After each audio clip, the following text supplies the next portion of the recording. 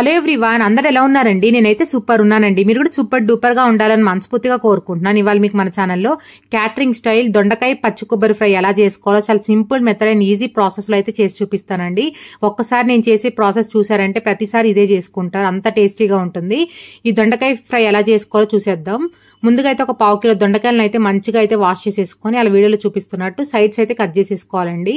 Sides cut చేసేసుకొని సన్న సన్న ముక్కలుగా అయితే కట్ చేసుకోవాలి. పొడవుగా కట్ చేసుకుంటేనే మనకి సేమ్ బయట తింటే ఎలా ఉంటుందో ఫ్రై అనేది సేమ్ అదే టెక్స్చర్ అండ్ టేస్ట్ కూడా సేమ్ అంతే ఉంటుందండి. ఇలా చేసుకుంటే మనం కట్ చేసే దాన్ని బట్టే మన కూర ఫ్రై అన్న టేస్ట్ ఉంటుందండి. సో ఇలా కట్ చేసుకోండి ఫ్రైకి. సో అయితే అలా కట్ చేసుకున్నాను. మీరు కనుక ముందు రోజే నైట్ కనుక దొండకాయలు కట్ చేస్తే మరీ సన్నగా కాకుండా కొంచెం లైట్గా మీడియం సైజ్ కట్ చేసుకోండి. ఎందుకంటే కొంచెం మనకి మగ్గుతాయి కదండి బాక్స్లో పెట్టిన, అలా మరీ సన్నగా కట్ చేసుకుంటే మార్నింగ్కి ఇంకా మెత్తగా అయిపోతాయి. సో కొంచెం లావుగా కట్ చేసుకోండి నైట్ కట్ చేసుకుంటే. ఇప్పుడైతే కట్ చేసుకున్న దొండకాయ ముక్కలన్నీ అయితే ఒక బౌల్లో వేసుకున్నానండి.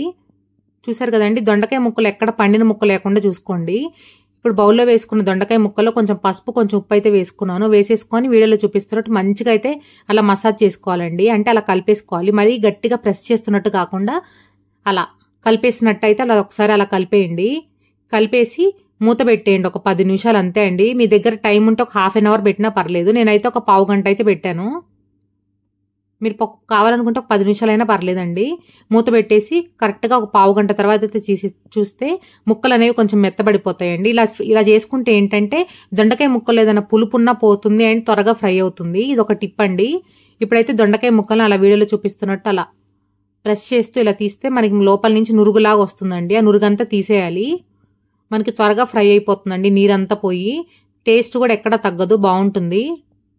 అలా దొండకాయ ముక్కలన్నీ అయితే అలా ప్రెస్ చేసి దాంట్లోనే ఎక్సెస్ వాటర్ అయితే తీసేసాను. లాస్ట్కి చూస్తే మీకే అర్థమవుతుంది ఎంత ఎక్సెస్ వాటర్ ఉంటుందో దొండకాయలో.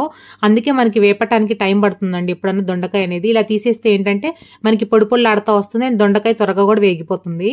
ఆయిల్ కూడా ఎక్కువ పీల్చదండి ఇలా చేసుకుంటే. ఇలా చూడండి, మొత్తం మనకి కావాలంటే ఆ దొండకాయలో ఇత్తులు ఉన్నాయి కదండి, విత్తనాలు. ఆ విత్తనాలు కావాలంటే మీరు తీసుకోండి. నాకైతే అంత ఎక్సెస్గా అవసరం లేదు, సో అందుకోసం తీసేసాను. అవైతే మొత్తం ఇంకా పడేసానండి. మీకు మొక్కలు ఏమైనా ఉంటే మొక్కల్లో వేసుకోండి, ఇవి ఎక్స్ట్రా పడేయకుండా. సో మరీ విత్తనాలు ఎక్కువ ఉన్నాయండి, సో అందుకోసం అయితే ఎక్సెస్ ఉన్న విత్తనాలు అయితే అలా రాలిపోయినాయి కదా, ఇదైతే తీసేసాను. మీకు కావాలనుకుంటే వేసుకోండి.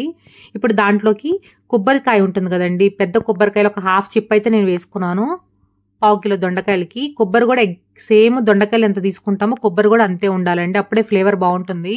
ఇలా చేసుకోండి. సేమ్ మీకు బయట తింటే ఎలా ఉంటుందో భోజనాల్లో దొండకాయ ఫ్రై అనేది సేమ్ అంతే ఉంటుంది. మీకు ఎక్కడ టేస్ట్ అనేది మారదు. ఒక్కసారి అయితే ట్రై చేసి మీకు ఎలా కుదిరింది అయితే నాకు ఫీడ్బ్యాక్ ఇవ్వటం మాత్రం మర్చిపోకండి. ఇప్పుడైతే అలా కొబ్బరి కూడా తురిమేసుకున్నానండి. ఇప్పుడైతే స్టవ్ ఆన్ చేసేసుకొని ఇంకా ప్రాసెస్లోకి వెళ్ళిపోదాం. ఇప్పుడైతే ఒక బాండీ పెట్టుకున్నానండి. కొంచెం మందంగా ఉండే బాండీ పెట్టుకోండి. ఇప్పుడు దాంట్లోకి మరి డీప్ ఫ్రై లాగా కాకుండా కొంచెం అలా వీడియోలో చూపిస్తున్నంత ఆయిల్ అయితే పోసేసుకొని ఆయిల్ అయితే మంచిగా హీట్ అవ్వాలండి. హీట్ అయిన తర్వాత మీడియం ఫ్లేమ్లో పెట్టుకొని దొండకాయ ముక్కలన్నీ ఒకేసారి వేసేసుకొని ఫ్రై చేసుకోవాలి. సిమ్ ఫ్లేమ్ అవసరం లేదండి, కొంచెం మీడియం ఫ్లేమ్లో పెట్టుకొని ఫ్రై చేసుకుంటే త్వరగానే ఫ్రై అయిపోతాయి. ఎందుకంటే మనకి ఎక్స్ట్రా ఉన్న వాటర్ అంతా తీసేసాం కదా, జస్ట్ మనకు ఒక 15 మినిట్స్కి దొండకాయలు అన్నీ వేగిపోతాయండి. మీకు కావాలనుకుంటే చిన్న బాండి పెట్టుకొని కొంచెం కొంచెం ముక్కలు కూడా వేపుకోవచ్చు. నేనైతే ఇలా ఒకేసారి వేపేసుకుంటున్నాను. చూసారు కదా, అలా ఇంకెక్కడక్కడ ఉప్పు పసుపు వేయకండి. ఇలా జస్ట్ దొండకాయ ముక్కల వరకే వేపుకోవాలి.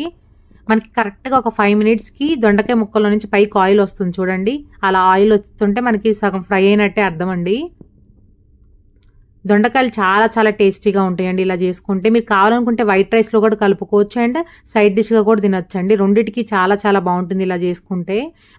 మా ఫ్రెండ్స్ అందరూ అయితే అసలు కాంప్లిమెంట్స్తో మామూలుగా ముంచేయలేదండి నన్ను. ఈ దొండకాయ ఫ్రై టేస్ట్ చేసి అంత టేస్టీగా వచ్చింది. ఖచ్చితంగా అయితే ట్రై చేయండి. అలా వీడియోలో చూపిస్తున్నంత కలర్ వస్తే సరిపోతుందండి దొండకాయ. మరీ బ్రౌనిష్ కలర్ కాకుండా అలా కొంచెం గోల్డెన్ కలర్ లాగా వచ్చేసిన తర్వాత తీసేయండి. మనకు అర్థమవుతుందండి ముక్క వేగినట్టు. సో మనకి ఎక్సెస్ ఆయిల్ ఉంది కదండి, ఆ ఎక్సెస్ ఆయిల్ అంతా వడగట్టేసుకోండి. పక్కన తర్వాత ఏమైనా కర్రీస్కి యూజ్ చేసుకోండి. నేనైతే ఇంకొంచెం ఆయిల్ కావాలి కాబట్టి ఒక 3 స్పూన్స్ అంత ఆయిల్ అయితే తీసుకున్నాను.